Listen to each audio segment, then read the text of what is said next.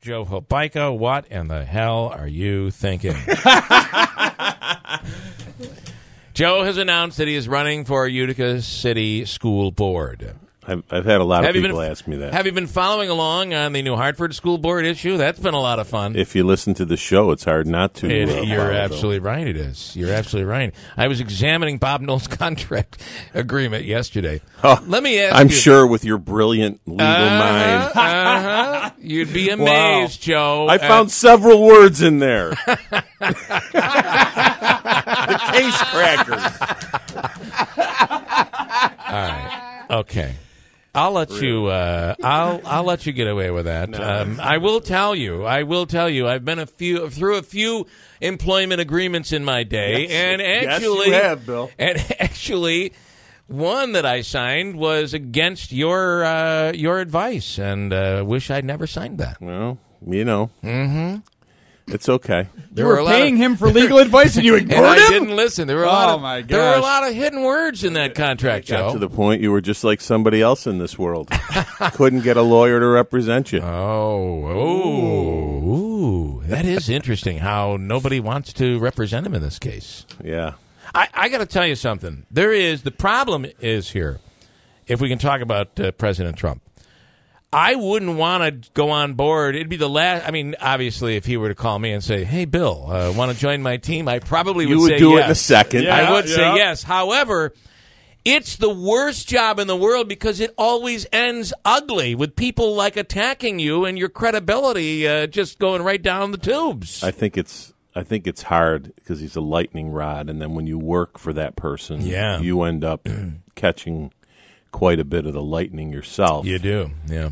That's why I think people are maybe saying, "Yeah, I don't want to touch that." Well, you know, we don't really know. I mean, I think it's such a it may be nothing. It may be a gargantuan task. You just don't know. And tell me, I asked you the question: what are you thinking? Why are you running for school board? Well,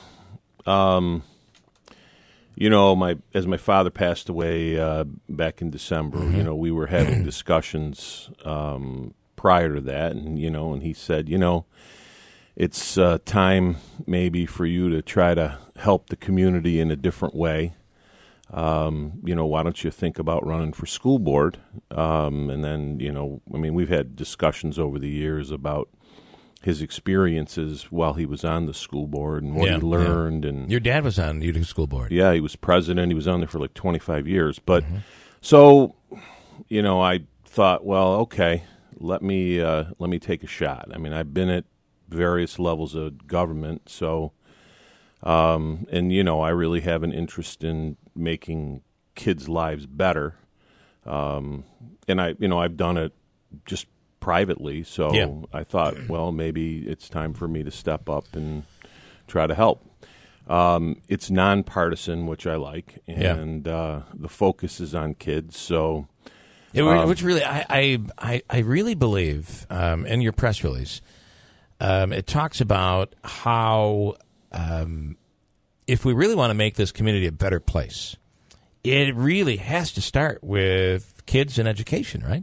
Well, I don't think there's any question about that. Yeah. And, what I try to do is just for example, I'm really big on internships and following professionals and different types of people in their day-to-day work. And so I've always tried to really encourage that, and we're very open at my office, for example, on taking kids from high school and kids from college and giving them an opportunity to kind of see what we do. Yeah. Then they can make a judge, and they can judge what we do or whether or not it's something that might interest them, and then that might give them the spark or give them a little bit more focus on how they're going to approach their education. So I think that's important. I used to I sponsored various youth sports teams and things like that. I coached them, and I always tried to, impart life lessons if I could. Sure. Things I've learned over the years or, and things like that, and just tried to encourage them to grow. And I think big thing is critical thinking. I think we don't focus on that anymore. It's all part of the Common Core. That's Well, which is taking a lot of heat, unfortunately, over which came out of a Republican governor's convention. This is a nonpartisan. This is nonpartisan, and I'm not. You know, I mean, I'm even sorry that you even mentioned that I was the Republican chair. I mean, a lot of people do know that, but I'm not running as a Republican or a Democrat or anything else. I'm running as a citizen of Utica, and I'm running because I want to help.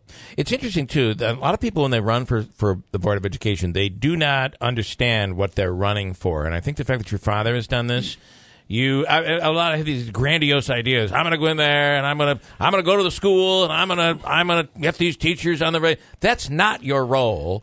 Right. But your role, and you've talked about this in your press release, is one of the biggest issues. Of course, school safety is enormous right now, and I think that's a big issue. But funding is the biggest problem for school districts, and especially our size school districts. Absolutely. You have to chase the funding. That's the big thing, and help. But and your government experience could very much help there. Well, I would hope so. Yeah. But one of the things I was thinking about was, I never profess to be an expert at most things. But I think it's important to be able to listen. I think it's important to be able to analyze. I think it's important to ask questions, and I think it's important to objectively evaluate and select an option. And you also have to be able to compromise and see other people's points of view.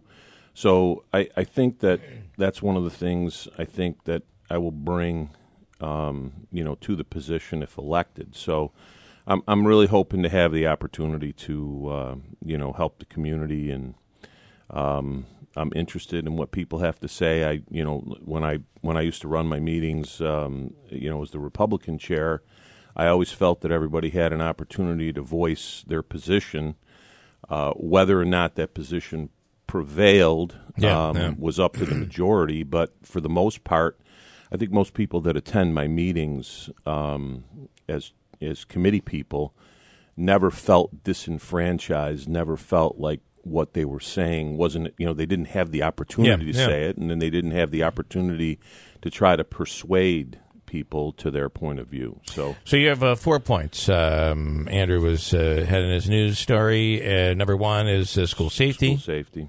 Number 2 is, do you have those right there? Yeah, just a second. Throw these in. I do. Sorry, go ahead. School district funding, fiscal planning, and student achievement. Student achievement, that's very interesting. Well, that's what I was talking about, the critical thinking, giving people the tools to... That's the whole thing, though, right? There are stories of teachers having to make copies, which is illegal, photocopies of books because there aren't enough books to go around. Well, that's an example, I think, of critical thinking. We have a shortage of books right. here. We have to get books well, to listen, the students. The copy room we go. It's called problem solving. My daughter's a teacher, and she's a teacher at Proctor. At Proctor. Yep, and I have to tell you, I sit and I watch her, and I know that she's learning from the more experienced teachers. But I watch her, and she prepares for the classes like she's a biology teacher. She conducts experiments in advance. She's always talking with the more experienced teachers about different approaches to use. They're very sharing. They're very caring. And I really think that, our teachers in the school district are fantastic. So, it's just a matter of making sure that we can give them the tools necessary to impart the knowledge. But, critical thinking, writing, communication skills outside of the text or the Snapchat or whatever, I think are very important. Boy, it's amazing how these kids are so fast on these phones with the texting. It's unbelievable.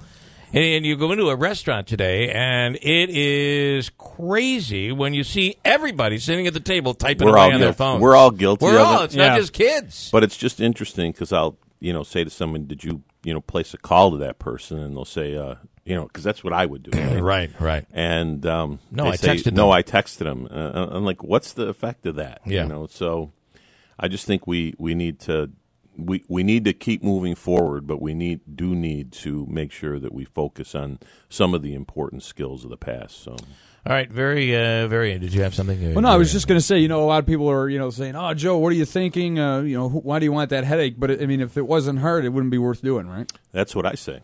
So I'm looking forward to it.